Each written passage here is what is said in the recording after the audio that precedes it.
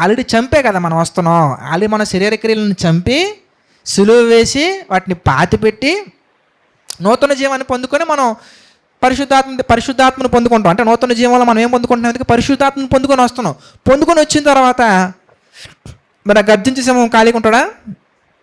వాడేం చేస్తాడు? మనం ఎందుకు వస్తూ ఉంటాడు కాబట్టి మనం మళ్ళీ శరీర సంబంధంగా నడుచుకోకుండా పరిశుద్ధాత్మ యొక్క నడిపింపు మనకు ఉంటుంది.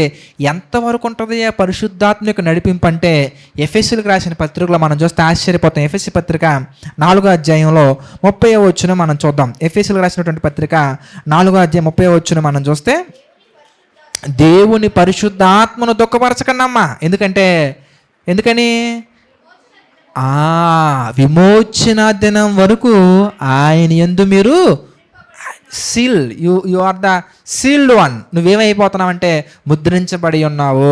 ఎందుకంటే దేవుని కుమార్తెగా ముద్రించబడి ఉన్నావు కనుక నీకు ఎవరితో గైడెన్స్ అవసరం లేదు. ఇంకా పరిశుద్ధాత్మను పొందుకున్నాక ఎవడో వచ్చి మనకు గైడెన్స్ ఇవ్వాల్సిన అవసరంలా. ఎవరు గైడెన్స్ ఇస్తారయ్యా మనకంటే పరిశుద్ధాత్ముడు మనకు గైడెన్స్ ఇస్తారు. ఎలా మాట్లాడాలి, ఎలా చదువుకోవాలి, ఎలా ఉండాలి, ఏ విధంగా ఉండాలి. మీకు ఒక విషయం చెప్పమంటారా? పరసంబంధమైనటువంటి అనేకమైన లోతైన విషయాలు, వాక్యానుసారమైన ఎన్నో విషయాలను కూడా మనం పరిశుద్ధాత్మ దేవుడు మనకి తెలియజేస్తూ ఉంటాడు. ఎలాగా? వాక్యం ద్వారా తెలియజేస్తూ ఉంటారు. రెండో కారణం మనం చూద్దాం. మొదటి కారణం మీకు అందరికీ అర్థమైంది అనుకుంటున్నాను. మళ్ళీ మొదటి కారణం దగ్గరికి మళ్ళీ వద్దాం. జస్ట్ అలా బ్రేక్ తీసుకొని రెండో కారణం దగ్గరికి వద్దాం. కొరింథీయులకు రాసిన మొదటి పత్రికలో మనం చూస్తే 2వ అధ్యాయం మనం చూస్తే, కొరింథీయులకు రాసిన మొదటి పత్రిక 2వ అధ్యాయం మనం చూస్తే 2వ అధ్యాయము 9వ వచనం నుంచి మనం చూద్దాం. 9వ వచనం నుంచి మనం చూస్తే, ఇందుని గురించి దేవుడు తన్ను ప్రేమించే వారి కొరకు ఏవి సిద్ధపరచనో అవి కంటికి కనబడలేదు, చెవికి వినబడలేదు, మనుష్య హృదయమునకు గోచరము కాలేదని రాయబడి ఉన్నది.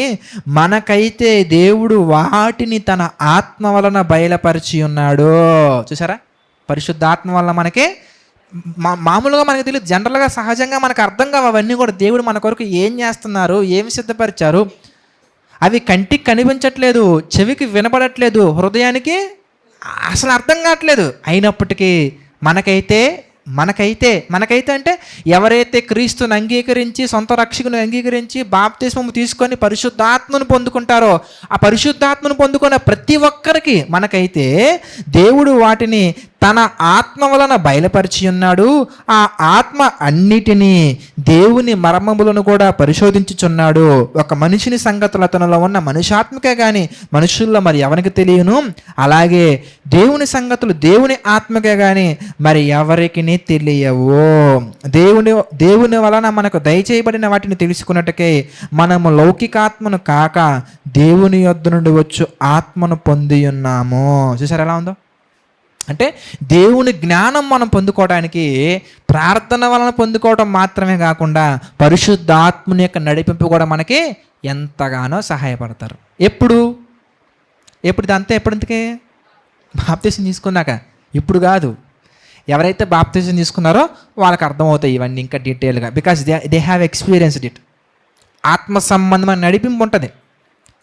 మనం బయట చూస్తున్నట్టుగా తలకాయలు తీసుకెళ్ళి గోడ కొట్టుకున్న ఆ నడిపింపు కాదు ఇది. ఈ నడిపింపు ఏంటి అంటే దేవుడు మన కొరకు ఏవి సిద్ధపరిచారో, మన కొరకు ఏమి దాచి ఉంచారో అవన్నీ కూడా గ్రహించటానికి, మరి ముఖ్యంగా మనం శరీర సంబంధంగా నడుచుకోనకుండా ఆత్మ సంబంధంగా నడుచుకోవడానికి మనల్ని ఎప్పుడు నడిపిస్తూనే ఉంటారు. ఎప్పుడు అనేకమైన వాక్యానుసారమైన విషయాలు తెలియజేస్తూ, తప్పు చేస్తున్నప్పుడు గద్దించి, ఖండించి, బుద్ధి చెప్పి, సరైన మార్గంలో ఉంచి, విమోచన దినం వరకు అంటే యేసుక్రీస్తు 2వ రాకడ వరకు మనతోనే ఉండి అనేకమైన విషయాలు మనకు తెలియజేస్తూ ఆత్మలో బలపరచడానికి మనకి ఎవరి సహాయం కావాలి అంటే పరిశుద్ధాత్మని యొక్క సహాయం కావాలి. కనుక ఆ పరిశుద్ధాత్మను మన దగ్గరికి ఎప్పుడు వస్తారయ్యా అంటే బాప్తిసం పొందుకున్నప్పుడు. అదే చెప్తున్నారు. ఏమని? మీరు మారు మనసు పొంది పాపక్షమాపణ నిమిత్తం బాప్తిసం పొందండి. అప్పుడు మీరు ఏం పొందుకుంటారయ్యా అంటే పరిశుద్ధాత్మ అనే వరాన్ని మీరు పొందుకుంటారు. సో పరిశుద్ధాత్మ వల్ల మనకు ఉపయోగాలు ఏంటి? నేను జస్ట్ 2 చెప్పాను, ఇంకా చాలా ఉంటాయి. మీకు ఒక విషయం తెలుసా? మనం బలహీనతల్లో ఉండిపోయి, ఆత్మ సంబంధమైన బలహీనతలో మనం ఉండిపోయి, ఒకవేళ మన కనుక ప్రార్థనకు దూరం అవుతున్నప్పటికీ కూడా మన పక్షముగా ఎవరు ప్రార్థన చేస్తారయ్యా అంటే పరిశుద్ధాత్మ దేవుడు ప్రార్థన చేస్తారు. అదేవిధంగా మనకి వాక్యాన్ని మనం మన జీవితంలో అప్లై చేసుకునే విషయంలో కూడా పరిశుద్ధాత్మ దేవుడు మనకి ఎంతగానో సహాయం చేస్తారు. అలాగే ఇదిగో నువ్వు దేవుని సంబంధించినటువంటి బిడ్డవి అనే విషయాన్ని కూడా ఎల్లప్పుడూ మనకి ఒక సింబల్గా మనలో పరిశుద్ధాత్మ దేవుడు సహాయం చేస్తూ ఉంటారు. ఇలాంటి అనేకమైన విషయాలు ఉన్నాయి. అవన్నీ నేను రెఫరెన్స్లు ఇప్పుడు చూపించట్లేదు. ప్రభు చిత్తమైతే పరిశుద్ధాత్మనే ఆ సెషన్స్ మనం పెట్టుకున్నప్పుడు తప్పకుండా అవన్నీ చూద్దాము. సో మరొక కారణాన్ని మనం చూద్దాం, మనం బాప్తిసం ఎందుకు తీసుకోవాలి. సో మీకు అర్థమైంది అనుకోండి ఇప్పటివరకు.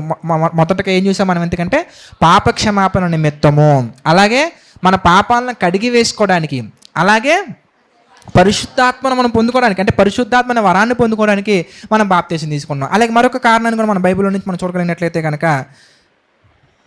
మరొక కారణం మనం చూద్దాం. మార్కు సువార్త 16వ అధ్యాయం మరొక కారణాన్ని మనం చూద్దాం. మార్కు సువార్త 16వ అధ్యాయం. దానికంటే ముందు తీతుకు రాసినటువంటి పత్రిక 3వ అధ్యాయం మనం చూద్దాం. తీతుకు రాసినటువంటి పత్రిక 3వ అధ్యాయము 5వ వచనం మనం చూద్దాం. తీతుకు రాసిన పత్రిక 3వ అధ్యాయము 5వ వచనం. మనము నీతిని అనుసరించి చేసిన క్రియల మూలముగా కాక, ఏమండి, మనము నీతిని అనుసరించి చేసిన క్రియల మూలంగా కాక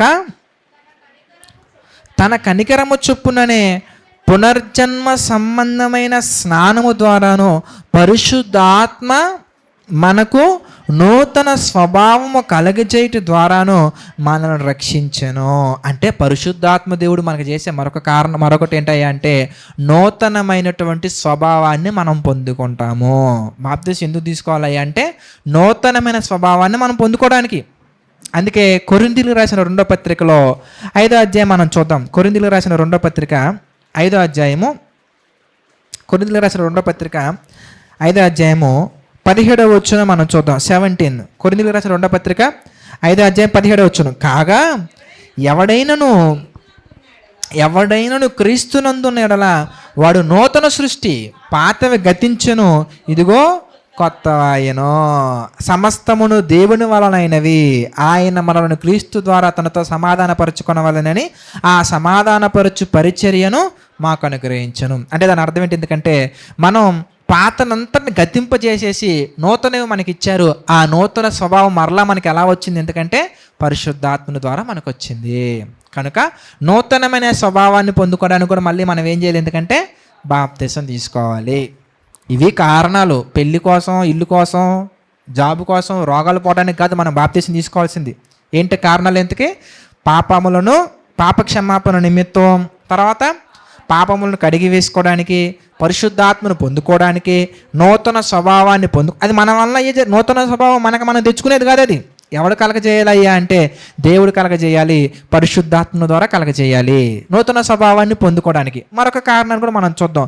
రక్షణలోకి రావడానికి అనగా మార్కు సువార్త 16వ అధ్యాయం మనం చూద్దాం.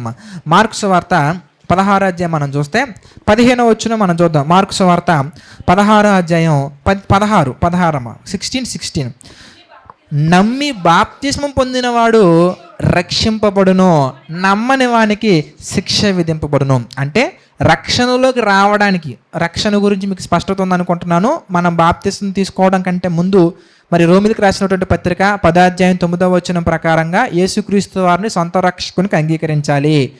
అలాగే తర్వాత అంగీకరించిన తర్వాత యేసుక్రీస్తు వారిని ప్రభువు అని ఒప్పుకోవాలి, మృతుల్లో నుండి లేచిన ఒప్పుకోవాలి. మార్కు సువార్త 16 ప్రకారంగా బాప్తిసం తీసుకోవాలి. రోమపత్రిక 10:13 ప్రకారంగా ప్రార్థన కూడా చేయాలి. మత్తయి సువార్త 24:10 ప్రకారంగా అంతం వరకు సహించాలి.